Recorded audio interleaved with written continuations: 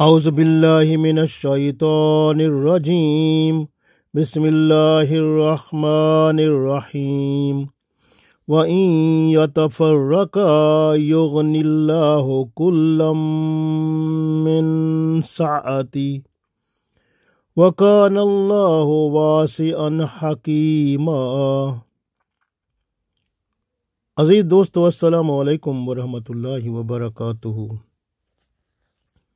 سورہ نساء آیت نمبر 130 تلاوت کی ہے۔ اس آیت میں اللہ تعالیٰ ارشاد فرماتے ہیں کہ اگر میاں بیوی میں جدائی ہو جاتی ہے تو گھبرانے کی بات نہیں ہے، اللہ تعالیٰ اپنی دولت سے دونوں کو وسعت دے گا، دونوں پہ کرم فرمائے گا۔ پڑھتے ہیں وَإِن يَتَفَرَّقَا، وَإِن اور اگر، یتفرقا جدا ہو جائیں، اور اگر جدا ہو جائیں، یغن اللہ یعنی اگر میاں بیوی جدا ہو جاتے ہیں، یغن اللہ اللہ تعالیٰ انہیں غنی کر دے گا، کلن ہر ایک کو، من سعتی ہی اپنی وسعت سے،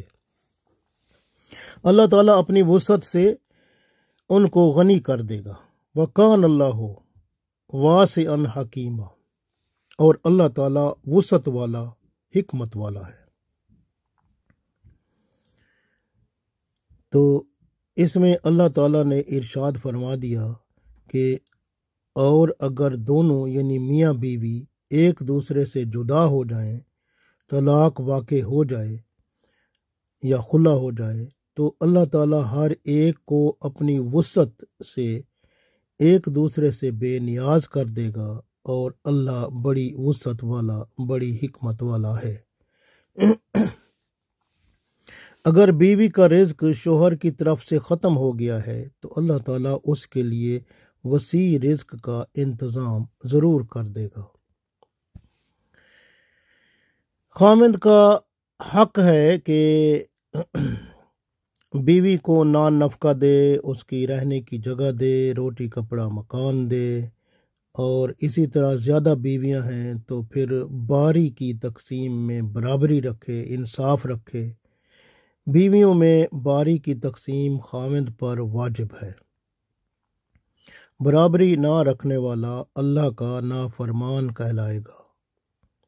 برابری جمع میں ضروری نہیں، بلکہ برابری رات کی یا دن کی ہے۔ تو ایک بیوی کی باری ہے تو اگر وہ صحت مند نہیں تو جمع تو نہیں ہوگا، لیکن باری کے لیے اس کے پاس رہنا پڑے گا۔ تو رات خامند کو اس کے پاس گزارنا ضروری ہوگا، اس کی صحت و سلامتی کا خیال رکھنا ہوگا۔ جو شخص دوسری شادی کرتا ہے، دوسرا نکاح کرتا ہے، پہلی بیوی کے حقوق ادا نہیں کرتا تو وہ ظلم کرتا ہے، اور اگر وہ مظلوم بیوی کسی کو نہ بتائے، صرف 2 رکعت نماز نفل پڑھے اور اللہ کو اپنی جو بھی سرگزشت ہے، اس کی جو کچھ اس کے ساتھ بیتا ہے وہ اللہ کو سنا دے، تو اللہ تعالیٰ اس کی پوری مدد فرمائے گا۔ اسی طرح سے آپ دیکھیں یہاں پر گھر میں جیسے اکثر لڑائی جھگڑا ہوتا ہے یا کوئی تھوڑا سا معاملہ خراب ہوتا ہے تو اس کو طول نہیں دینا چاہیے، بلکہ وہ اس کا آپس میں فیصلہ کر لینا چاہیے، ایک دوسرے میں جس کا قصور ہوتا ہے معافی مانگ لے، میاں بیوی میں ایک دوسرے سے معذرت کر لیں اور تعلقات کو دوبارہ استوار کر لیں، تو یہ اچھی بات ہوتی ہے۔ اگر کسی عورت کو خطرہ ہو کہ اس کو طلاق ہو جائے گی اور معاملہ اس طرح ہو گیا ہے، تو اس کے لیے ایک وظیفہ ہے بہترین، یعنی سورہ دہر، سورہ انسان بھی کہتے ہیں، یہ قرآن پاک میں 76 نمبر پر یہ صورت ہے۔ بیوی درود شریف پڑھے اور 3 دفعہ درود شریف پڑھے اور 3 دفعہ یہ صورت پڑھے، اور پھر 3 دفعہ آخر میں درود شریف پڑھ کے کسی چیز پر پھونک مار دے، اور وہ پانی یا دودھ یا جو بھی ہے وہ پھر اپنے خامند کو پلائے، تو انشاءاللہ تعالیٰ اس کے دل میں محبت پیدا ہو جائے گی، اور وہ جو غصہ ہے جس کی وجہ سے طلاق وہ دینا چاہتا ہے وہ بھی جاتی رہے گی، یعنی اس کا معاملہ، یعنی گھر کا معاملہ بہتر ہو جائے گا۔ ہم نے اس طرح کا وظیفہ بہت سارے لوگوں کو بتایا، تو کچھ لوگ ایسے تھے جن کو طلاق ہونے والی تھی، انہوں نے یہ وظیفہ کیا تو ان کے گھر آباد ہو گئے۔ تو اس طرح سے، اور ویسے بہتر ہوتا ہے کہ سورہ طلاق جو ہے، جب گھر میں نان نفقہ یا روزی کی یا پیسے کی کسی چیز کی کمی ہوتی ہے، معاملہ اس وقت شروع ہوتا ہے، تو بیوی کو چاہیے کہ وہ زیادہ تر جب نماز پڑھے تو نماز کے بعد، ہر نماز کے بعد ایک وظیفہ پڑھے۔ سورہ طلاق جو ہے اس کی دوسری آیت میں ہے نا، وَمَن يَتَّقِ اللَّهَ يَجْعَل لَّهُ مَخْرَجًا وَيَرْزُقْهُ مِنْ حَيْثُ لَا يَحْتَسِبُ وَمَن يَتَوَكَّلْ عَلَى اللَّهِ فَهُوَ حَسْبُهُ إِنَّ اللَّهَ بَالِغُ أَمْرِهِ قَدْ جَعَلَ اللَّهُ لِكُلِّ شَيْءٍ قَدْرًا۔ بس وَمَن يَتَّقِ اللَّهَ سے قدرہ تک پڑھے، یہ اس کو 7 دفعہ ہر نماز کے بعد درود شریف اول آخر کے ساتھ اس کو پڑھتی رہے، تو انشاءاللہ تعالی رزق کا، جو روزی کا مسئلہ ہے نا، وہ نہیں ہوگا، یعنی اللہ تعالیٰ رزق برابر دیتا رہے گا، گھر میں رزق کی وجہ سے پرابلم نہیں ہوگا۔ اس طرح بہتری ہو جائے گی۔ اور دوسری ایک بات اور بھی ہے کہ رسول اللہ صلی اللہ علیہ وسلم جب، یعنی جس کی ایک سے زیادہ بیویاں ہوں، تو رسول اللہ صلی اللہ علیہ وسلم جب گھر سے باہر جاتے تھے کسی سفر پر تو قرعہ ڈالتے تھے، جس کا نام نکل آتا تھا اس کو ساتھ لے جاتے تھے۔ تو اس طرح بھی آپ کر سکتے ہیں، جس کی زیادہ بیوی ہیں تو وہ اپنے قرعہ ڈال کے جس کا نام نکلتا ہے اس کو لے جائے ساتھ۔ تو اس طرح سے اگر ایک چیز ہوتی ہے کہ جس سے جھگڑا پیدا ہوتا ہے، اس میں ایک بات یہ بھی ہے کہ عورت اگر بوڑھی ہے اور اس کو پتہ ہے کہ میں اب اپنے خامند کو اس کی ضرورت پوری نہیں کر سکوں گی، تو اس کو چاہیے کہ اپنی باری اپنی سوکن کو دے دے جو جوان ہے، جس طرح کہ رسول اللہ صلی اللہ علیہ وآلہ وسلم کہ ماشاء اللہ اس وقت حضرت عائشہ رضی اللہ تعالیٰ عنہ کو انہوں نے باری دے دی تھی۔ تو اس طرح سے یعنی کہ اگر ایسا کر لے گی تو بہتر ہوگا۔ تو اگر عورت اپنی سوکن کو اپنی باری دے دی اور وہ اپنی باری اب لوٹا لینے کا حق بھی رکھتی ہے، لیکن باری والے دن نہیں، کیونکہ وہ تو دن اس نے باری والا دن تو اس نے تو وہ دے دیا آلریڈی۔ اس سے پہلے کہہ سکتی ہے، اگر اس کو واپس لینی ہے تو اس سے پہلے کہہ سکتی ہے خامد کو کہ میں اپنی باری واپس لیتی ہوں، تو وہ لے سکتی ہے۔ اسی طرح اگر مرض یا بیماری کی وجہ سے عورت کی باری جو ہے وہ ترک نہیں کی جا سکتی، اگر بندہ کہتا ہے وہ تو بیمار تھی میں نہیں گیا، یہ بات نہیں ہے، تمہارا حق بنتا تھا اس کے پاس جاؤ۔ اگر وہ خود اپنی رضامندی سے آپ کو باری معاف کر دیتی ہے یا باری اپنی کسی اور کو دے دیتی ہے تو پھر حق ہے آپ کا، آپ لے سکتے ہیں۔ لیکن اگر وہ بذات خود اپنی رضامندی سے باری نہیں دیتی تو آپ کا حق ہے، جو خامد ہے اسی کے پاس، چاہے بیماری ہے تو اس کی خاطر توازی کرے، اس کی خدمت کرے اور اس کے پاس وقت گزارے، اپنا باری پوری کرے۔ اسی طرح سے جب یعنی آپ دیکھیں کہ جو جدائی ہوتی ہے نا، جس طرح اللہ نے فرمایا وَإِن يَتَفَرَّقَا، جب وہ جدا ہو جائیں، جدائی اکثر ہوتی اس وقت ہے، بیوی جو ہوتی ہے نا وہ اثار و قربانی کرتی ہے، خامند بھی احسان کرتا رہتا ہے، تو اگر اس خامند کے احسان کے باوجود، بیوی کی اثار و قربانی کے باوجود اگر تعلقات پھر بھی خراب ہو جاتے ہیں اور وہ ٹھیک نہیں ہوتے، یعنی موافقت نہیں ہوتی، تصفیے کی جتنی کوشش کی جائے کامیاب نہیں ہوتی، تو دونوں کا الگ الگ ہو جانا ہی بہتر ہے۔ طلاق کے بعد اللہ تعالیٰ دونوں میاں بیوی کو غنی کر دے گا، کیونکہ اللہ نے فرمایا ہے یغنی اللہ کلم من سعتہ، تو اپنی وسعت سے اللہ تعالیٰ، کیونکہ کائنات اللہ کی ہے تو اللہ کی وسیع کائنات ہے، اللہ تعالیٰ نے انسان کو بنایا، تمام مخلوقات کو بنایا، عورت کو اللہ تعالیٰ دوسرا خامد عطا فرما دے گا اور مرد کو دوسری بیوی عطا کر دے گا۔ کائنات میں بسنے والے کسی مرد میں اس طلاق یافتہ عورت کے لیے طلب ڈال دے گا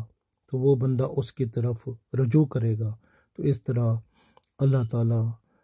اس عورت کے لیے وہ خامند کا انتظام کر دے گا۔ اور اگر کسی عورت میں مرد کی محبت، یعنی کسی عورت میں پھر اللہ تعالیٰ مرد کی محبت ڈال دے گا، اس مرد کی جس کی وہ عورت تھی جس میں جدائی ہو گئی، تو اللہ تعالیٰ پھر اس کو بھی بیوی عطا کر دے گا، تو دونوں کے گھر اللہ تعالیٰ دوبارہ آباد فرما دے گا، کیونکہ دل اللہ کے قبضے میں ہیں، امکانات وہی پیدا فرماتا ہے، بہتری کی امید رکھنی چاہیے، دعائیں مانگنی چاہیے، دلوں کو پھیر دینے والا اللہ تعالیٰ ہے، کیونکہ رسول اللہ صلی اللہ علیہ وسلم فرماتے ہیں دل اللہ کے انگلیوں میں، جیسے اللہ چاہتا ہے جس طرح پھیر دیتا ہے، دلوں کو پھیرنے والا اللہ ہے۔ تو اس طرح سے اللہ تعالیٰ دونوں کو دوبارہ، یعنی بیوی کو جو جدا ہو گئی اس کو اچھا خامند عطا کر دے گا، اور جو خامند تھا اس کو اچھی بیوی عطا کر دے گا۔ اس طرح سے عام طور پر یہ ہوتا ہے کہ یہ جو جدائی ہوتی ہے اس میں اکثر کیا ہوتا ہے، گھر میں روز بروز کوئی جھگڑا فساد ہوتا رہتا ہے، کشیدگی کی فضا جو ہے بہت زیادہ ہو جاتی ہے، کمی نہیں ہوتی، گھر ایسے لگتا ہے جیسے جہنم کا منظر ہو، تو اس حالت میں پھر جدائی بہتر ہوتی ہے۔ تو ویسے ایسا بھی دیکھا گیا ہے معاشرے کے اندر، کچھ عورتیں ہوتی ہیں یا کچھ ایسے لوگ ہوتے ہیں جو چغلی کرتے ہیں۔ چغلی کا مطلب ہے ادھر کی سنی ادھر سنائی، یعنی بعض اوقات میاں کو خامند کو وہ سناتے ہیں کچھ بات اور بیوی کو کچھ اور سناتے ہیں، تو دونوں کی آپس میں وہ یعنی جو ایک جھگڑا ہے وہ پیدا کرا دیتے ہیں۔ تو کچھ لوگ ایسے ہوتے ہیں، تو وہ ایسا جھگڑا پیدا کرانے والے جو ہوتے ہیں نا، وہ اللہ کے نزدیک عذاب ضرور پائیں گے، کیونکہ وہ انہوں نے گھر ایک ہنستا جاگتا اور امن و سکون والا، خیر و برکت والا گھر، اس کو تباہ کر دیا، طلاق دلوا کر جدائی کر دی، گھر اجاڑ دیا۔ تو ایسے لوگ جو ہوتے ہیں نا، تو وہ اللہ کے ہاں بہت بڑا یعنی عذاب جو ہے وہ پائیں گے۔ اس کا جیسے قرآن پاک کی آخری صورتوں میں ان کا جہنم کا عذاب کے بارے میں ذکر موجود ہے۔ اسی طرح آپ دیکھیں کہ جیسے آپ دیکھیں من الجنت والناس، ہم کہتے ہیں نا کہ من شر الوسواس الخناس الذی یوسوس فی صدور الناس من الجنت والناس۔ وسوسہ کا مطلب ہوتا ہے برا خیال، جیسے چغلی بھی برا خیال ہوتا ہے، یہ بھی بندہ جب ڈالتا ہے تو اس طرح سے دونوں میں جدائی کرانے کی کوشش کرتا ہے۔ اور بعض اوقات ایسا بھی ہوتا ہے کچھ لوگ گھروں کو اجاڑنے کے لیے جادو ٹونے کرتے ہیں، تو اس طرح سے بھی وہ کوشش کرتے ہیں۔ تو اس لیے بہتر ہوتا ہے کہ یہ جو عورتیں ہیں نا اور خامد میاں بیوی جو ہیں، ان کو روزانہ جو ہے کم از کم یہ جو چاروں کل جو ہے نا، چار کل کی صورتیں جو ہیں، یہ ان کو روزانہ پڑھنا چاہیے، کم از کم ایک دفعہ تو پڑھ لیں۔ تو اس سے کیا ہوتا ہے کہ اس سے وہ جادو ٹونے کے اثرات اگر ہونے ہوں تو اللہ تعالیٰ بندے جو ہیں اللہ کی پناہ میں آ جاتے ہیں اور ان جادو ٹونے کے اثرات سے محفوظ ہو جاتے ہیں، کیونکہ اللہ کی پناہ جو مل گئی۔ اس لیے بہتر ہوتا ہے کہ بندہ پڑھ لے۔ بعض اوقات ایسا ہوتا ہے خامد فوت ہو جائے تو اس کے بعد بھی مسئلہ ہوتا ہے کہ اب عورت کیا کرے گی۔ ام سلمہ رضی اللہ تعالیٰ عنہ فرماتی ہیں کہ میں نے رسول اللہ صلی اللہ علیہ وسلم کو ارشاد فرماتے ہوئے سنا تھا کہ جب بندے کو مصیبت پہنچے تو وہ یہ دعا پڑھ لے، انا للہ و انا الیہ راجعون، اللہم اجرنی فی مصیبتی و اخلف لی خیرا منہا۔ تو یہ دعا ہے، اللہم اجرنی فی مصیبتی و اخلف لی خیرا منہا، لیکن اس سے پہلے انا للہ و انا الیہ راجعون پڑھنا ہوگا۔ تو انا للہ و انا الیہ راجعون اللہم اجرنی فی مصیبتی و اخلف لی خیرا منہا۔ تو جو بندہ اس دعا کو پڑھتا ہے اس پہ اللہ کا کرم ہوتا ہے۔ حضرت ام سلمہ رضی اللہ تعالیٰ عنہ فرماتی ہیں کہ میں نے پھر جب میرے خامند کا انتقال ہوا تو میں نے اسی دعا کو پڑھنا شروع کیا، تو اس کی برکت سے مجھے بہترین خامند ملے، رسول اللہ صلی اللہ علیہ وسلم۔ تو اس لیے اگر کسی عورت کا خامد فوت ہو جاتا ہے تو اس کے بعد وہ نکاح کرنا چاہتی ہے تو اس کو چاہیے کہ اسی کو پڑھے، انا للہ و انا الیہ راجعون اللہم اجرنی فی مصیبتی و اخلف لی خیرا منہا۔ تو اس کو پڑھے، روزانہ ایک تسبیح پڑھے، درود شریف اول آخر، انشاءاللہ تعالی پھر اللہ تعالیٰ اس کے لیے اچھا انتظام فرما دے گا۔ اگر کسی عورت مرد کی علیحدگی ہو جاتی ہے، مرد طلاق دے کر علیحدگی کر لیتا ہے اور عورت جو ہے وہ خلا لے کر طلاق لے لیتی ہے خلا کے ذریعے، تو اگر خلا کے ذریعے یا طلاق نارمل طلاق ہو جاتی ہے تو ان دونوں حالتوں میں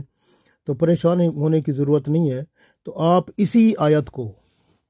وَإِن يَتَفَرَّقَا يُغْنِ اللَّهُ كُلًّا مِّن سَعَتِهِ وَكَانَ اللَّهُ وَاسِعًا حَكِيمًا، تو اسی آیت کو آپ روزانہ 100 دفعہ پڑھیں، درود شریف اول آخر، اور اس کے بعد یہ دعا پڑھیں، انا للہ و انا الیہ راجعون اللہم اجرنی فی مصیبتی و اخلف لی خیرا منہا، کیونکہ انا للہ و انا الیہ راجعون یہ مرنے والے پر بھی پڑھا جاتا ہے، لیکن جب مصیبت آتی ہے مصیبت کے وقت بھی پڑھا جاتا ہے۔ تو طلاق جو ہوتی ہے وہ بھی ایک مصیبت ہی ہوتی ہے نا، تو علیحدگی، جدائی، تو اس کے بعد جب بندہ پڑھتا ہے نا تو پھر اللہ تعالیٰ اس کے لیے اور اچھا انتظام عطا فرما دیتا ہے۔ تو اس لیے بہتر ہوتا ہے کہ جس عورت کو طلاق ہو جائے یا جو مرد اس کو خلا عورت لے لے، اور اس طرح پھر ان کو چاہیے، مرد یا عورت کو، تو وہ پہلے اسی آیت کو 100 دفعہ روزانہ پڑھیں، وَإِن يَتَفَرَّقَا يُغْنِ اللَّهُ كُلًّا مِّن سَعَتِهِ وَكَانَ اللَّهُ وَاسِعًا حَكِيمًا، 100 دفعہ روزانہ پڑھیں، درود شریف اول آخر، اور اس کے بعد پڑھیں انا للہ و انا الیہ راجعون اللہم اجرنی فی مصیبتی و اخلف لی خیرا منہا۔ تو اس کو 7 دفعہ پڑھ لیں تو انشاءاللہ تعالی جو ہے بہت جلد ان کے لیے اللہ تعالی انتظام فرما دے گا، اچھی بیوی مل جائے گی، اگر عورت ہے تو اس کو اچھا خامد مل جائے گا، اور رزق کا معاملہ بھی بہتر ہو جائے گا، دنیا بھی بہتر، آخرت بھی بہتر۔ اللہ تعالی ہمیں دنیا و آخرت میں بہتری عطا فرمائے، آمین۔